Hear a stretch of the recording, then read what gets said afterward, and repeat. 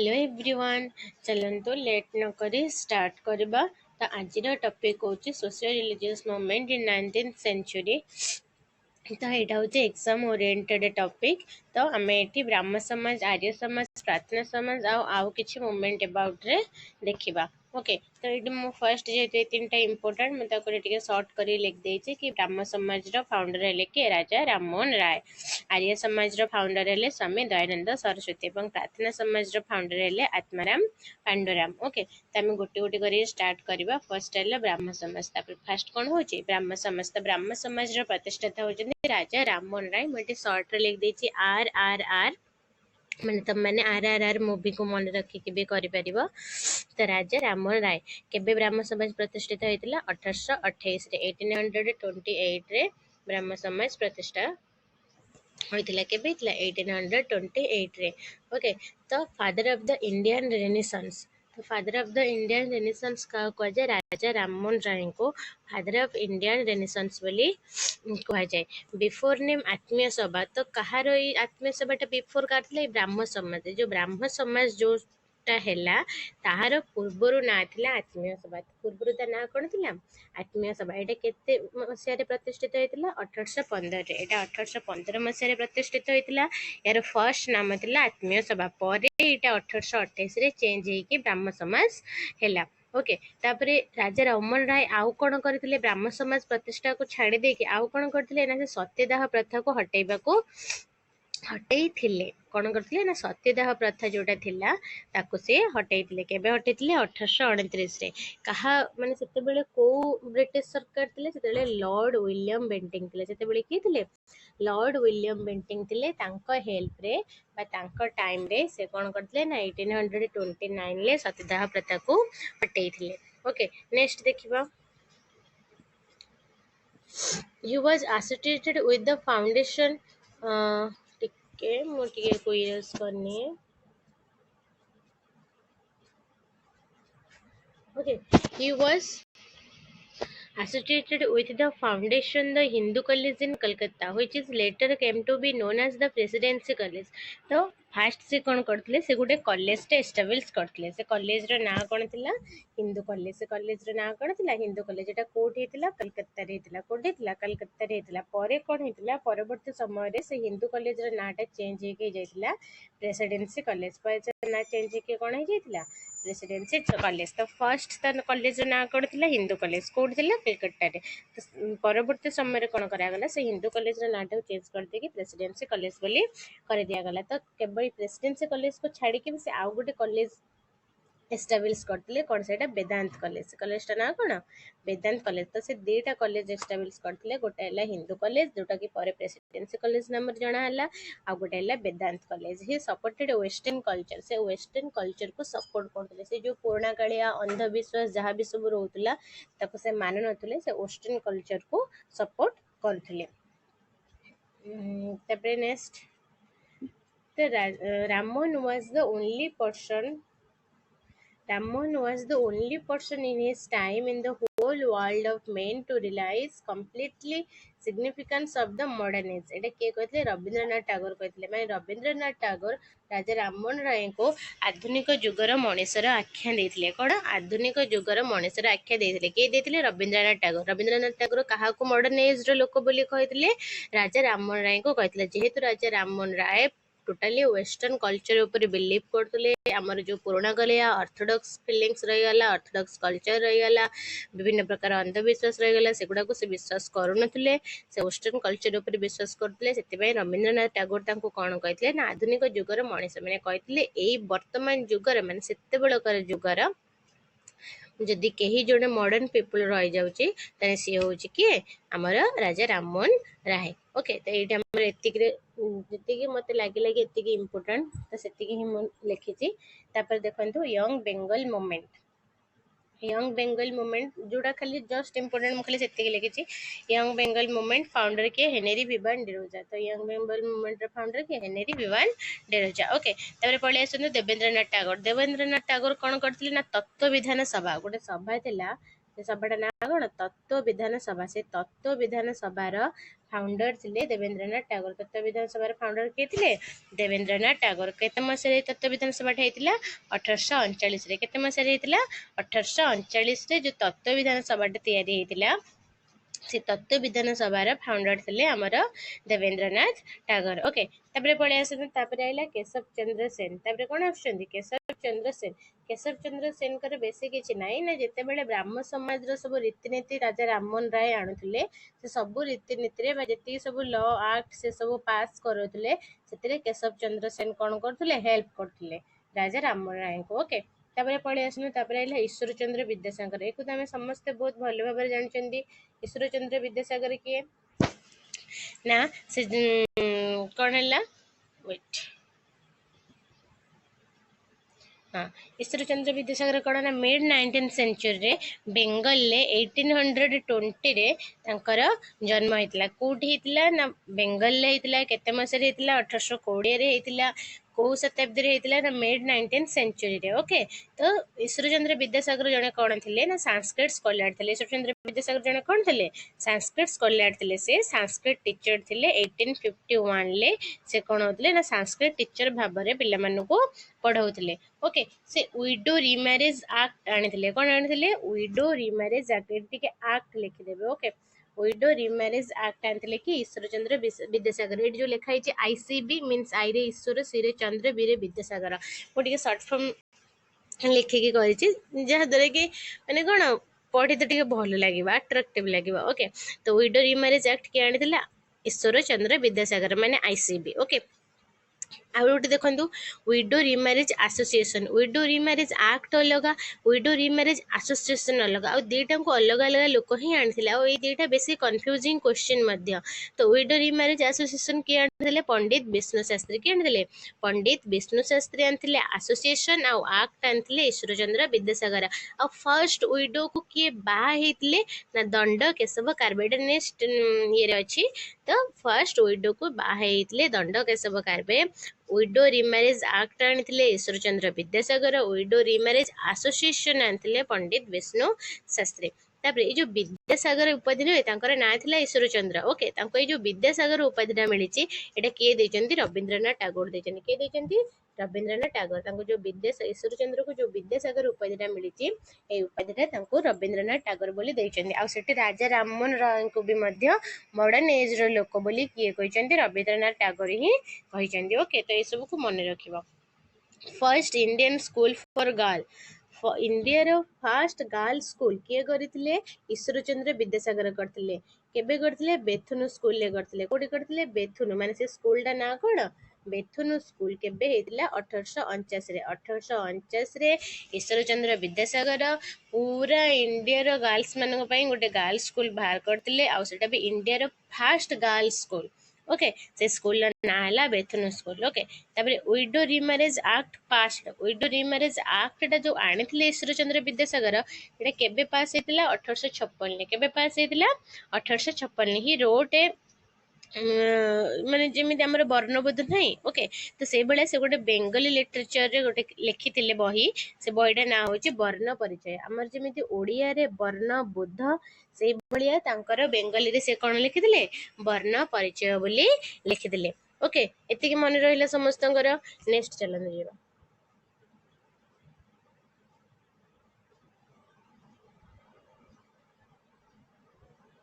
ଦ first person. ଏଇ ଦେଖନ୍ତୁ, ମୁଁ କହିଥିଲି ନା ଫର୍ଷ୍ଟ ଯିଏ ଗୋଟେ ୱିଡୋକୁ ବାହା ହେଇଥିଲେ, ମାନେ ଜଣେ ବିଧବାକୁ ବାହା ହେଇଥିଲେ, କ'ଣ? ଦଣ୍ଡ କେଶବ କାରବେ। ଓକେ, ଏଠି ଟିକେ ମାନେ କ'ଣ ମୁଁ ଟିକେ କଟାକଟି କରିଦେବି, ସେ ତାକୁ ଇଗ୍ନୋର କରିବେ। ଓକେ, ନେକ୍ସଟ ଆସିଲେ ରାମକୃଷ୍ଣ ପରମହଂସ। ଆମେ ସମସ୍ତେ ଜାଣିଛନ୍ତି ରାମକୃଷ୍ଣ ପରମହଂସ ହେଉଛନ୍ତି କ'ଣ? ବିବେକାନନ୍ଦଙ୍କର ଗୁରୁ। ଓକେ, ତ ଏଠି କିଛି ନାହିଁ। ତ ରାମକୃଷ୍ଣଙ୍କର ଖାଲି ଗୋଟେ ତାଙ୍କର ପୂର୍ବ ନାମ ଥିଲା ଗଦାଧର ଚଟ୍ଟୋପାଧ୍ୟାୟ। ଓକେ, ପୂର୍ବରୁ ଗଦାଧର ଚଟ୍ଟୋପାଧ୍ୟାୟ ଥିଲା। ଯେତେବେଳେ ସେ ଜ୍ଞାନ ଆହରଣ କଲେ, ଜ୍ଞାନ ଆହରଣ କରିସାରିବା ପରେ ତାଙ୍କର ନାମ ପଡ଼ିଗଲା କ'ଣ? ରାମକୃଷ୍ଣ ପରମହଂସ। ଓକେ, ତାପରେ ପଳେଇ ଆସନ୍ତୁ ସ୍ୱାମୀ ବିବେକାନନ୍ଦ। ସ୍ୱାମୀ ବିବେକାନନ୍ଦ ଆମେ ମାନେ ପିଲାବେଳୁ ପଢ଼ି ଆସିଛନ୍ତି। ନରେନ୍ଦ୍ର ତାଙ୍କର ପିଲା ନାଁ ଥିଲା ନରେନ୍ଦ୍ର। ଓକେ, ଆଉ ସେ କ'ଣ କରିଥିଲେ, ଯେଉଁ ଇମ୍ପୋର୍ଟାଣ୍ଟ ଦୁଇଟା କରିଥିଲେ, ଗୋଟେ ହେଲା ଚିକାଗୋ ସମ୍ମିଳନୀ କରିଥିଲେ, ଆଉ ଗୋଟେ ହେଲା ସେ କରିଥିଲେ କ'ଣ ରାମକୃଷ୍ଣ ପରମହଂସ ମିଶନ। ଏଇ ଯେଉଁ ଦୁଇଟା ଇମ୍ପୋର୍ଟାଣ୍ଟ କରିଥିଲେ ସେଇ ଦୁଇଟା ଇମ୍ପୋର୍ଟାଣ୍ଟକୁ ହିଁ ମୁଁ ଆଣିଛି। ଗୋଟେ ହେଲା ସେ ଚିକାଗୋ ସମ୍ମିଳନୀ କରିଥିଲେ 1893ରେ, ତାର ଠିକ୍ 4 ବର୍ଷ ପରେ ମାନେ 1897ରେ ସେ କ'ଣ କରିଥିଲେ ରାମକୃଷ୍ଣ ପରମହଂସ ମିଶନକୁ ତିଆରି କରିଥିଲେ। ତେଣୁ ଯଦି ତମକୁ କିଏ ପଚାରେ କି ଫାଉଣ୍ଡର ଅଫ୍ ରାମକୃଷ୍ଣ ମିଶନ କିଏ, ନା ସ୍ୱାମୀ ବିବେକାନନ୍ଦ। କୋଉ ମସିହାରେ ହେଇଥିଲା, ନା 1897 ମସିହାରେ ହେଇଥିଲା। ଓକେ, ନେକ୍ସଟ ଚାଲନ୍ତୁ ସ୍ୱାମୀ ଦୟାନନ୍ଦ ସରସ୍ୱତୀ। ସ୍ୱାମୀ ଦୟାନନ୍ଦ ସରସ୍ୱତୀ ବା ତାର କୋଉ ସଭାର ସେ ଫାଉଣ୍ଡର, ଆର୍ଯ୍ୟ ସମାଜର ଫାଉଣ୍ଡର ହଉଛନ୍ତି କିଏ, ସ୍ୱାମୀ ଦୟାନନ୍ଦ ସରସ୍ୱତୀ। ଏବେ ଦେଖନ୍ତୁ ସ୍ୱାମୀ ଦୟାନନ୍ଦ ଆଣ୍ଡ ଦ ଆର୍ଯ୍ୟ ସମାଜ। ଓକେ, ତ ସ୍ୱାମୀ ଦୟାନନ୍ଦ ସରସ୍ୱତୀ ଯେଉଁ ଆର୍ଯ୍ୟ ସମାଜ କରିଥିଲେ ତା ଏବାଉଟରେ ଆମେ ଏବେ ପଢ଼ିବା। DS ମାନେ ଦୟାନନ୍ଦ ସରସ୍ୱତୀ। ଓକେ, ତ ମୁଁ ସର୍ଟକଟ୍ରେ ସବୁ ଲିଖିଛି, ଟିକେ ପ୍ଲିଜ୍ ତାକୁ ଇଏ କରିବେ। ତ ଦୟାନନ୍ଦ ସରସ୍ୱତୀ ଫାଉଣ୍ଡର ଅଫ୍ ଆର୍ଯ୍ୟ ସମାଜ ଇନ୍ ରାଜକୋଟ। ତ ଏ ଯେଉଁ ଆର୍ଯ୍ୟ ସମାଜଟା କେଉଁଠି ହେଇଥିଲା, ରାଜକୋଟରେ ହେଇଥିଲା। ଆର୍ଯ୍ୟ ସମାଜଟା କେଉଁଠି ଗଠିତ ହେଇଥିଲା, ରାଜକୋଟରେ ଗଠିତ ହୋଇଥିଲା। ତାର ଫାଉଣ୍ଡର ହେଉଛନ୍ତି କିଏ, ଦୟାନନ୍ଦ ସରସ୍ୱତୀ। ସେ ସବୁବେଳେ କହୁଥିଲେ ଗୋ ବ୍ୟାକ୍ ଟୁ ବେଦ। ସେ ସବୁବେଳେ କ'ଣ କହୁଥିଲେ, ଗୋ ବ୍ୟାକ୍ ଟୁ ବେଦସ୍। କାହିଁକିନା ସିଏ କହୁଥିଲେ ବେଦରେ ସବୁ କିଛି ଅଛି। ଏବେ ଯେଉଁ ଦେଶ ଡେଭଲପ୍ ହେଉଛି ହେଲା, ବର୍ତ୍ତମାନ ଯେଉଁ ସାଇଣ୍ଟିଷ୍ଟ ମାନେ ଯାଇକି ଚନ୍ଦ୍ରରେ ପହଞ୍ଚନ୍ତୁ, ମଙ୍ଗଳରେ ପହଞ୍ଚନ୍ତୁ ହେଲା, ସବୁ ବିଭିନ୍ନ ମେସିନ୍ ମାଧ୍ୟମରେ ପହଞ୍ଚୁଛନ୍ତି। କିନ୍ତୁ ସେତେବେଳେ ଗୋଟେ ବାଉଁଶ ନଳି ସାହାଯ୍ୟରେ ବା ଗଣନା କରିକି ହେଲା, ଏମିତି କରିକି ସେମାନେ କହିଦେଇ ପାରୁଥିଲେ ଆକାଶରେ ତାରା କେତେଟା ଅଛି, କ'ଣ କ'ଣ ସପ୍ତର୍ଷି ମଣ୍ଡଳ, ଇଏ ଯାହା ବି ସବୁ ତଥ୍ୟ ଅଛି ସବୁକୁ ସେମାନେ ଗଣନା କରିକି କହିଦେଇ ପାରୁଥିଲେ। ତ ସେତେବେଳେ ସେ ମାନେ କ'ଣ ବେଦର ଡେଭଲପମେଣ୍ଟଟା ସେତିକି ଥିଲା, ମାନେ ତାକୁ ଯିଏ ବେଦକୁ ଯିଏ ପଢ଼ିକି ପୁରା ପ୍ରାଞ୍ଜଲ୍ୟ ଭାବରେ ପଢ଼ି ଦେଉଥିଲା, ସେ ମାନେ ଦୁନିଆର ସବୁ ମାନେ ଦୁନିଆ ଶେଷ ହେଲା ପର୍ଯ୍ୟନ୍ତ ହୁଏତ ସବୁ କିଛି ତାକୁ ଜଣାଥିଲା। ତ ସେତେବେଳେ ସେ ସବୁ ଡେଭଲପ୍ ଥିଲା। ଏମିତି ବି ତମେ ଦେଖିଥିବ ଗୋଟେ ମୁଭି ଥିଲା ଜିନିୟସ୍ ମୁଭି। ଓକେ, ସେଠି ବେଦର ବର୍ଣ୍ଣନା କରିଛନ୍ତି କି ବର୍ତ୍ତମାନ ଯେଉଁ ଜିନିଷଟା ହେଉଛି ଅଲରେଡ଼ି ଯେତେବେଳେ ବେଦ ତିଆରି ହେଇଥିଲା ସେଗୁଡ଼ା ସବୁ ଲେଖା ସରିଛି।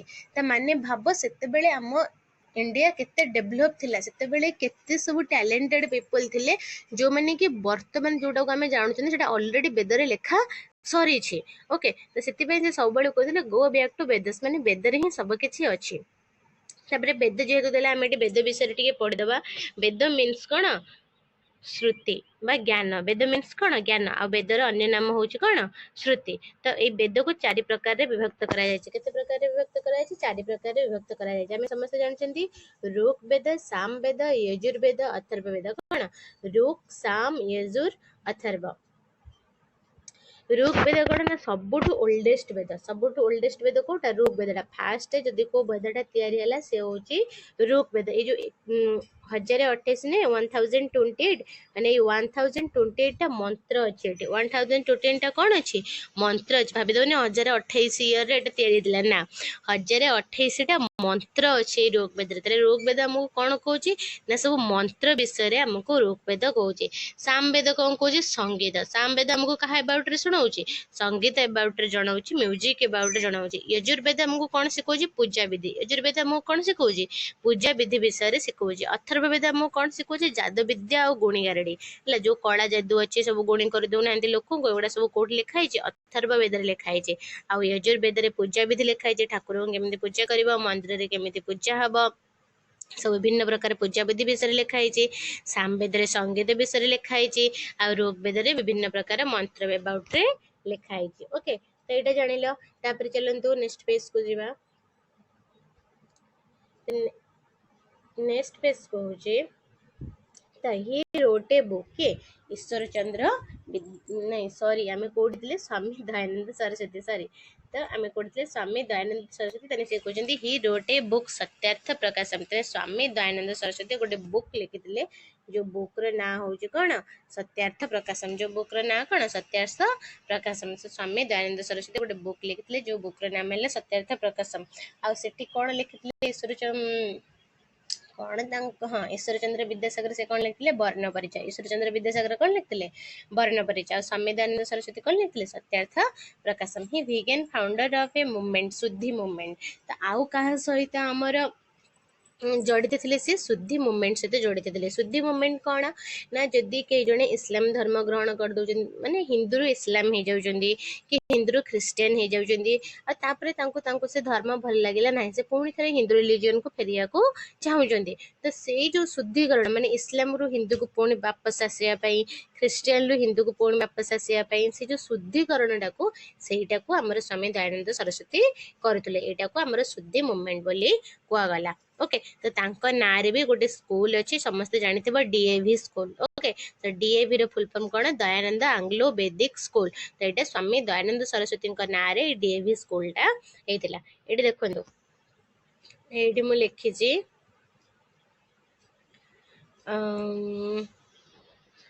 which enable the Hindus who had accepted Islam or Christianity to return to Hinduism। तो एटा माने कोन एटा माने हला शुद्धि मूवमेंट। एटा माने हला कोन शुद्धि मूवमेंट। ओके तबे देखंतु reform movement in western India. तो वेस्टर्न इंडिया रे एबे कोन कोन सब रिफॉर्म थिला सेई गुडा को एबे हमें देखिबा। चलो देखिबा। तो फर्स्ट आसुची ज्योतिराव गोविंदराव फुले। तो ज्योतिराव गोविंदराव फुले कौन करते गोटे अच्छे सत्यशोधक समाज। कौन अच्छे सत्यशोधक समाज। से सत्यशोधक समाज फाउंडर हेले ज्योतिराव गोविंदराव फुले। एटा इंपोर्टेंट इनका नाटा पड़े से इनको फर्स्ट ही लिखी देछि। तो ज्योतिराव गोविंदराव फुले कौन करते ना गोटे सत्यशोधक समाज थिला। से सत्यशोधक समाज फाउंडर थे ज्योतिराव गोविंदराव फुले। से आउ कौन करते से गोटे बुक लिखते। से बुक रे ना कौन गुलामगिरी। से बुक रे ना कौन गुलामगिरी। गुलामगिरी ना रे से गोटे बुक मध्य लिखिथिले। तापरे आसला प्रार्थना समाज सेतिकी तांकर विषय बेसी किछि काहे अबाउट रे लेखिनी जितिकी जितिकी इंपोर्टेंट सेतिकी ही मो एटी मेंशन करछि। तो तापरे आसले प्रार्थना समाज। तने हमें ब्राह्मण समाज देखले राजा राममोहन राय। आर्य समाज देखले स्वामी दयानंद सरस्वती। एबे हमें देखिया प्रार्थना समाज। प्रार्थना समाज रा फाउंडर किए आत्माराम पांडुराम। प्रार्थना समाज रा फाउंडर किए आत्माराम पांडुराम। जदि तमरो क्वेश्चन ले ऑप्शन ले आत्माराव पांडुराम न देथिबो तने हमें कोन लिखिबा महादेव गोविंद रानाडे। कौन लिखा जदि आत्माराव पांडुराम देती तो ठीक अच्छे से टिक कर। जदि आत्माराम पांडुराव देनी तो तुम भावन क्वेश्चन भूल अच्छे। तो गोटे ऑप्शन देखिए महादेव गोविंद रानाडे। तो सहीटा ही हूँ तार आंसर। ओके कहीं ए दी जनकर मिसिकी प्रार्थना समाज को तैयारी करथिले किंतु अधिका इंपोर्टेंट किए थिले अधिका अवदानकार थिला आत्माराव पांडुराम कर थिला। ओके इन 1867 द प्रार्थना समाज was started in Maharashtra with the aim of reforming Hinduism and purchasing the worship of one God। तने कोण यार जो 1867 ले हमरा प्रार्थना समाजटा तयारी हेतिला। केबे तयारी हेतिला 1867 ले प्रार्थना समाजटा तयारी हेतिला।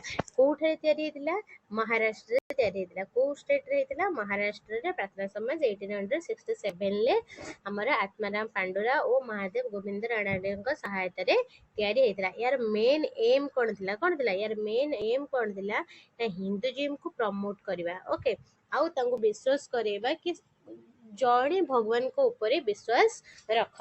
ओके तापरे नेक्स्ट देखंदु सरीगला reform movement in west India सरीगला। एबे reform movement in south India आसला। तो साउथ इंडिया रे कौन कौन सब रिफॉर्म हेतिला। तो फर्स्ट होची द थियोसॉफिकल सोसाइटी एंड आनिबेसंत।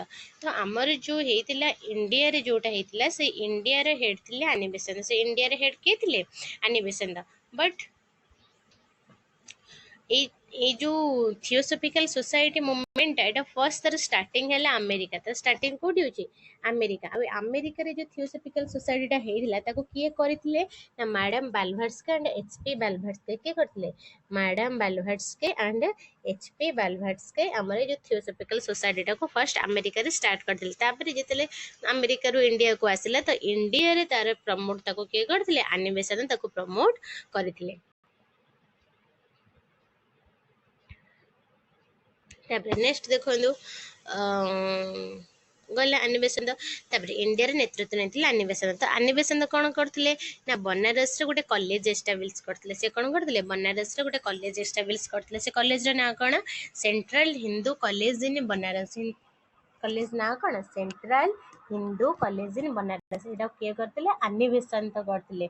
एटा ता नाटा चेंज हो जाइतिला। ता नाटा कोन हेतिला परवर्ती समय रे ता नाटा चेंज हो जाइला चेंज होगी कौन होता बनारस हिंदू यूनिवर्सिटी चेंज होगी नाटा कौन होता बनारस हिंदू यूनिवर्सिटी एटा केबे होता 1970 केबे होता 1970 सेंट्रल हिंदू कॉलेज रा ना चेंज होगी हेगला बनारस हिंदू यूनिवर्सिटी ओके ये जो चेंज करैथिले नाटा को चेंज करैला परे ता जहा कॉलेज रो टिके डेवलपमेंट करैतिबे तो तार फाउंडर किए थे पंडित मदन मोहन मालविया तार फाउंडर किए थे पंडित मदन मोहन मालविया ओके तापर देखो मोहम्मदियन लिटरेसी सोसाइटी तापर कौन आसला मोहम्मदियन लिटरेसी सोसाइटी यार फाउंडर किए नवाब अब्दुल लतीफ यार फाउंडर किए नवाब अब्दुल लतीफ मोर कथाटा को शुणवे कहीं आप भलसे मन देकी न शुणी पारे हुए तो कौ अक्षरटा मोर पढ़ी पारे कौ लेटरटा एपट सेपट हो जाए मो कथाटा को शुणिले आप जापर मो कौटी कौन लिखी ओके तो ये आसला साउथ इंडिया रो आउ गोटे रिफॉर्म मोहम्मदियन लिटरेसी सोसाइटी तार फाउंडर होउछन्ती नवाब अब्दुल लतीफ 1863 रे कलकत्ता रे एटा स्टार्ट हेतिला कोडी स्टार्ट हेतिला कलकत्ता रे स्टार्ट हेतिला को मसिया रे 1863 रे यार फाउंडर के नवाब अब्दुल लतीफ ओके फिनिश बेसी किछि नाही बेसी किछि पढिबार आवश्यकता भी नाही तापर देखंदु लास्ट सैयद अहमद खान ये आपंकर लास्ट ये आम टपिकटा फिनिश हो तो सैयद अहमद खान को मूवमेंट रो फाउंडर थे अलीगढ़ मूवमेंट ये very very very important okay ये एग्जाम रे पड़े तो ये जो अलीगढ़ मूवमेंट रो फाउंडर किए थे सैयद अहमद खान सी कौन करते सी भी गोटे कॉलेज एस्टाब्लिश करते से कॉलेज रो ना कौन मोहम्मदियन ओरिएंटल कॉलेज से कॉलेज रो ना कौन मोहम्मदियन ओरिएंटल कॉलेज जोटा कि परे अलीगढ़ मुस्लिम यूनिवर्सिटी हो जाइथिला ओके इतनी बस अलीगढ़ मूवमेंट रो फाउंडर किए सैयद अहमद खान ओके से कौन गोटे कॉलेज एस्टाब्लिश करते ना मोहम्मदियन ओरिएंटल कॉलेज परवर्ती समय तार नाटा चेंज होगी अलीगढ़ मुस्लिम यूनिवर्सिटी हो जाइथिला तो एठी आपणकर फिनिश होइगला आउ किछि नाही तो ए टॉपिकटा एठी सरी जाउची आपण माने भलसे देखिकी नोट रो लिखि नेबे आउ ठीक से बुझि नेबे ओके थैंक यू।